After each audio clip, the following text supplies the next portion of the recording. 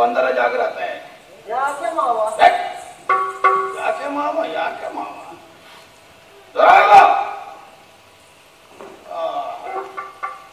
ಹಟ್ಟಿಗೆ ದನ ನುಗ್ಗಿದಾಗ ನುಗ್ಗಿದನ. ಪಟ್ಟವಲ್ಲ ಕಂಸನ ಸ್ಥಾನ. ಆಚಾರ ವಿಚಾರ ವ್ಯವಹಾರ ಹೇಗಿರಬೇಕು ಅನ್ನುವ ವಿವೇಕ ಬೇಡವ? ಏನು ನಿನ್ನ ಗೊಲ್ಲರ ಹಳ್ಳಿಯದೇ ಕ್ರಮ ಅಂತ ತಿಳಿದಿದೆ. ಇಲ್ಲಿ ನವ ನಾಗರಿಕತೆ ತುಂಬಿ ತುಳುಕುತ್ತಿರುವಂತಹ ಮದುವೆಯಲ್ಲಿ ಒಂದೊಂದಕ್ಕೂ ಕ್ರಮ, ಒಂದೊಂದಕ್ಕೂ ನಿಯಮ. ಅದನ್ನು ಮೀರಿ ಯಾರು ವ್ಯವಹರಿಸಕೂಡದು. ನೇರವಾಗಿ ಒಳಗೆ ಬಂದವ ನನ್ನ ತೊಡೆಯಾಗಿ ಕುಳಿತೇನೆ. ಇದರಲ್ಲಿ ಕೃಷ್ಣ ಅಂದ್ರೆ ಯಾರು? ನೀನು ರಾಮನ? ಆ ರಾಮವ?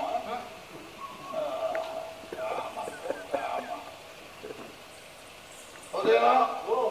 ನನ್ನ ತೊಡೆ ಅಂತ ಹೇಳಿದರೆ ಏನು ನೀನು ದನ ಮೇಯಿಸುವ ಗುಡ್ಡದ ಕಲ್ಲು ಅಂತ ಆಲೋಚನೆ ಮಾಡಿದೀಯ? ಒಂದು ನೇರವಾಗಿ ಕುಳಿತುಕೊಂಡಿದ್ದಿ. ಯಾವ ಸಲುಗೆ?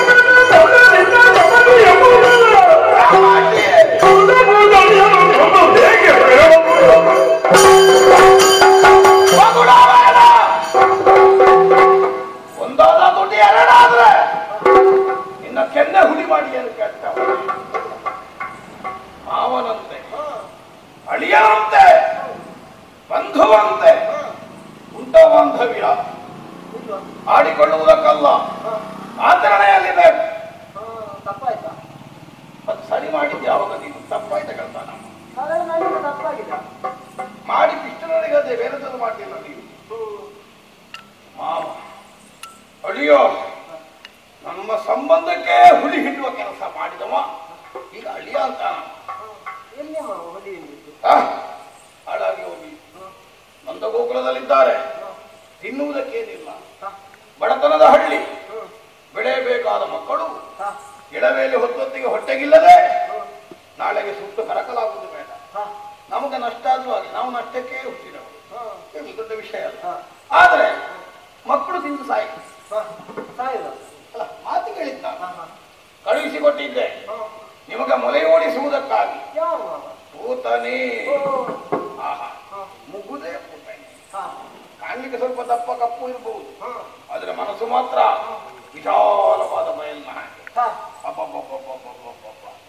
ಅವಳನ್ನು ಕಳುಹಿದ್ರೆ ನೀವು ಬದುಕಲಿಕ್ಕಾಗಿ ಅವಳನ್ನು ಕಳುಹಿದ್ರೆ ಅವಳನ್ನ ನೀನು ಕೊಂದು ಮುಟ್ಟಿದೆಯಲ್ಲ, ಯಾಕೆ ಕೊಂದೆ? ಮತ್ತೆ ನಾನು ಬಂದದ್ದ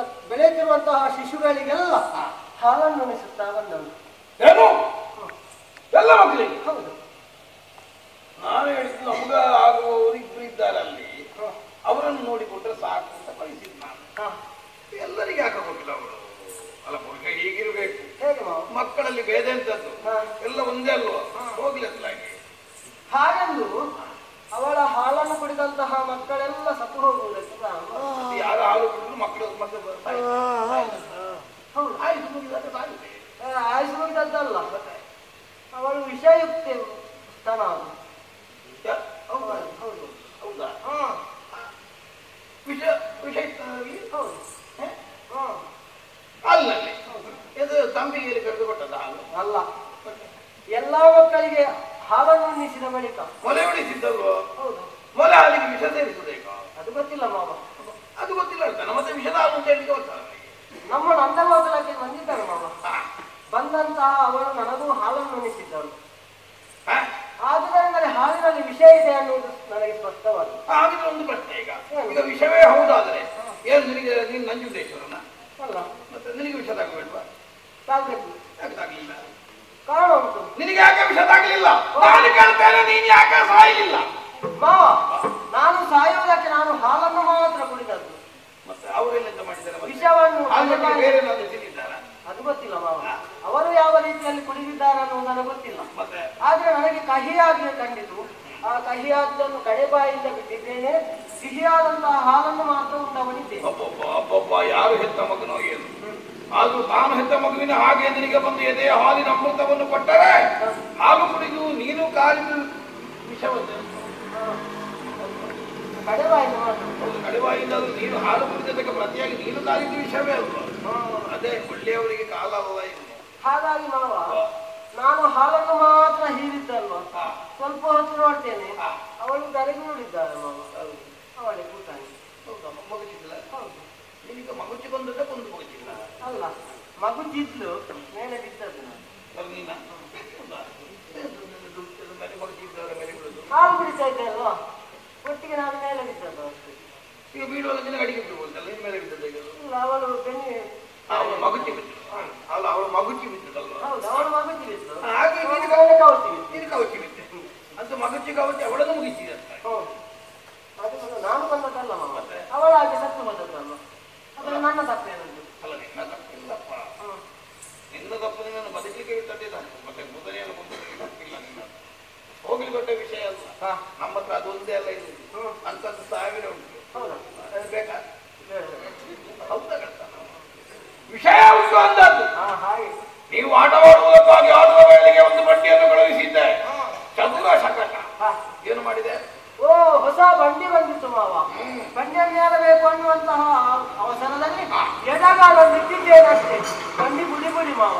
ನಿನ್ನ ಬಲದ ಕಾಲು ಗಂಟು ಮಾವ. ಯಾಕೆ ಮಾವ? ಮತ್ತೆ ಗಾಡಿಗೆ ಎಡದ ಕಾಲು ಇಡ್ತಾರೆ ಯಾರಾದ್ರು? ಇಲ್ವಾ? ಮತ್ತೆ ಮೊದಲಾಗಿ ಬಲದ ಕಾಲು ಇಡಬೇಕಾ ಬೇಡವಾ? ನೀನು ಎಡದ ಕಾಲಿ ಹಾಕಿದ್ದದ್ದು. ಅದು ನನಗೆ ನಡೆದುಕೊಂಡು ಹೋಗುವಾಗ ಸಿಕ್ಕಿದ್ದೇ ಎಡದ ಕಾಲು ಮೊದಲಿಗೆ. ಹಾಗಾಗಿ ಎಡದ ಕಾಲನ್ನು ಇಟ್ಟೆ. ಮತ್ತೆ ಗಾಡಿ ಉಳಿದಿತ್ತ. ಈಗ ಅನಿಷ್ಟದ ಹೋಗಿಕೊಂಡು ಎಡದ ಕಾಲಿಟ್ರೆ ದೊಡ್ಡ ಗಾಡಿ ಅದು ಹುಡಿ ಹುಡಿ ಮಾಡಿ ಹಾಕಿದೆಯಲ್ಲ, ಸುಮ್ಮನೆ ಇಲ್ಲದಿದ್ದು. ದೇರು ಕಲ್ಲ ಮಾಡಿದೆ. ಹೊಸ ಒಂದು ಕತ್ತೆ ಬಂದಿತ್ತು ಮಾವ. ಏನು ಅನ್ನುವ ಹಾಗೆ ಕತ್ತೆಯ ಕಿವಿಯಲ್ಲಿ ಹಿಡಿದೆ, ನೇರವಾಗಿ ಒಂದು ತಿರುಗಿಸಿದೆ. ಏನು ಕಾಕನಾಗಿ ಹೋದ. ಬಕ ಸುಖವಾಗಿ ಮೇಲೆ ಹೋದ. ನಮ್ಮನ್ನು ಕುಕ್ಕಿ ತಿನ್ನಬೇಕು ಅನ್ನುವಂತಹ ಬಕ ಪಕ್ಷಿ ನಮ್ಮ ಹತ್ತಿರ ಬಂದಿತ್ತು. ನೇರವಾಗಿ ಅದರ ಬಾಯಿಯನ್ನು ಅಗಾಳಿಸಿಕೊಂಡಿದ್ದೇನೆ. ವಾತ ಏನು ಮಾಡಿದ್ದು ನನಗೆ? ವಾತ ಜೋರಾಗಿ ಬೀಸ್ತಾ ಇತ್ತು. ನೇರವಾಗಿ ಗಾಳಿಗೆ ಬಿಟ್ಟಿದೆ. ಎಲ್ಲಿ ಹೋದ ಅಂತ ಗೊತ್ತಿಲ್ಲ. ಅಘ ಇಗವಾಗಿ ಹೋದ. ಅಲ್ಲಿ ಬಂದ ಒಬ್ಬೊಬ್ಬರನ್ನು ಮಗಿಸಿ ಇಲ್ಲಿ ಬಂದು ಕಾರಣ ಹೇಳ್ತಾನೆ. ಇನ್ನ ಹಲ್ಲು ಹಲ್ಲು